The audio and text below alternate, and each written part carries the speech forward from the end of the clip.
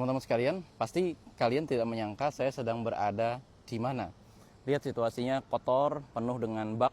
Bahkan di sebelah sana itu ada tempat sampah dan di mana-mana ada daun-daun jatuh yang ini tidak disapu. Plot twist-nya adalah saya berada di makam salah satu ulama besar, mujaddid di zamannya, dan bahkan ulama yang jarang ada yang menyamai beliau, yaitu Ibnu Taimiyah dan Ibnu Katsir rahimahullahu ta'ala. Bersama dengan beliau juga dimakamkan Al-Hafidz Ibnu Shalah. Coba kita lihat lingkungan sekitarnya. Ini oleh pemerintahan sekuler dari Partai Ba'ath. Sengaja makam beliau yang tadinya terletak di satu taman yang luas, ternyata dibangun beberapa blok rumah sakit dan juga beberapa bangunan lain. Bahkan di situ ada tempat sampah. Nah, mungkin bisa kita lihat ada makamnya beliau di sini nih, yang ternyata oleh sebagian orang-orang yang tidak paham bagaimana manhajnya beliau, dibangun juga sebuah cungkup di atasnya atau sebuah kubur yang terbuat dari batu di atasnya. Ibnu Taimiyah rahimahullahu ta'ala. Perkenalan saya yang pertama, saya dikenalkan oleh ayah saya dalam satu kitab beliau yang berjudul Al-Furqan Baina Awliya Allah wa Awliya Syaitan. Kalau di Indonesia kan sekarang sedang marak ada katanya ulama yang bisa jalan di atas air, ulama yang bisa terbang mi'raj 70 kali sehari, dan lain sebagainya. Ibnu Taimiyah memberikan satu gambaran manhaj yang jelas. Apa perbedaan antara mukjizat, karamah, dan juga kemudian antara khawariqil adah yang sifatnya sihir. Mukjizat adalah sesuatu yang datang hanya kepada para anbiya, hanya kepada para nabi. Dan itu sifatnya untuk menerangkan bahwa ini adalah benar-benar datang dari Allah Subhanahu wa ta'ala. Sementara karamah itu bukan sesuatu yang bisa dilatih, bukan sesuatu yang bisa diwariskan, juga bukan sesuatu yang bisa diminta. Bahkan para ulama salaf itu kebanyakan menolak untuk menerima karamah, karena karamah itu bisa memfitnah seseorang, bahkan juga bisa memfitnah umat Islam. Lalu ada lagi yang namanya sihir. Maka kalau ada orang kemudian belajar, mengaji, berlatih untuk bisa mendapatkan karamah, dan mungkin dia mendapatkannya, maka bisa jadi, kata Ibnu Taimiyah, itu bukan karamah. Itu adalah godaan setan kepada dia, itu adalah gangguan sihir kepada dia. Nah, Ibnu Taimiyah juga punya kisah yang menarik sekali ketika beliau berhadapan dengan satu raja Mongol yang namanya Mahmud Ghazan. Mahmud Ghazan adalah satu raja Mongol yang sudah memeluk Islam, akan tetapi ketika menaklukkan Damaskus, dia bersikap zalim. Banyak orang dibunuh.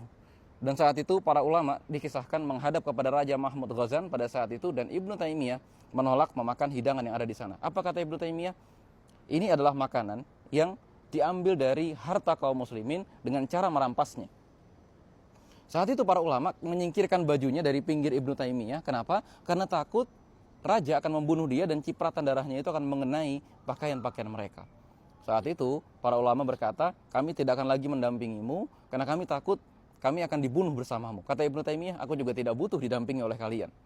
Nah, artinya beliau ini mencontohkan kepada kita untuk mengkoreksi hal-hal yang menurut beliau adalah tidak sesuai dengan manhaj kenabian. Yang ketiga, ada satu kisah yang menarik. Beliau ini digambarkan sangat dibenci oleh pemerintah dan sangat dibenci oleh orang-orang yang pada saat itu memang dipenuhi oleh bid'ah atau beraliran sufi yang keras, sufi yang ekstrim sekali. Sebagai contoh, ada satu kitab yang tadi saya bicarakan, Al-Furqan Baina Awliya Allah wa Awliya Syaitan, dan satu kitab lagi yang judulnya Majmu' Fatawa, kendati kitab itu tidak ditulis langsung oleh beliau.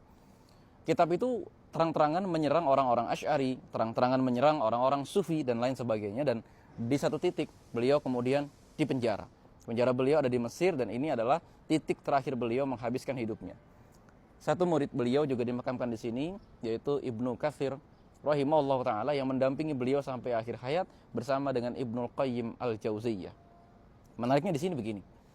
Banyak orang yang tidak bisa mendebat atau tidak meragukan murid-muridnya, yaitu Ibnul Qayyim Al-Jauziyah, Ibnu Katsir Ismail Abu Fida, dan Ibnu Shalah. Akan tetapi mereka semua membenci Ibnu Taimiyah.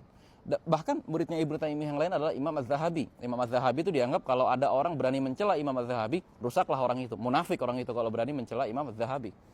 Berarti beliau ini sebetulnya bukan orang sembarangan. Berarti beliau ini sesungguhnya adalah guru yang berhasil, dan orang-orang yang membenci beliau mungkin saja terserang dalam konteks amalan-amalannya tidak ada yang tidak benar, amalan-amalannya mungkin ada yang keliru dan seterusnya.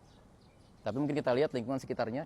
Inilah bagaimana cara pemerintah Suriah sebelum ini memperlakukan makam ulama salafus saleh, kendati beliau adalah ulama mutaakhirin, bukan bagian dari ulama salaf. tapi manhaj beliau adalah manhaj salaf. Langsung dari makam Ibnu Taimiyah di kota Damaskus, di antara bangunan rumah sakit. Assalamualaikum warahmatullahi wabarakatuh.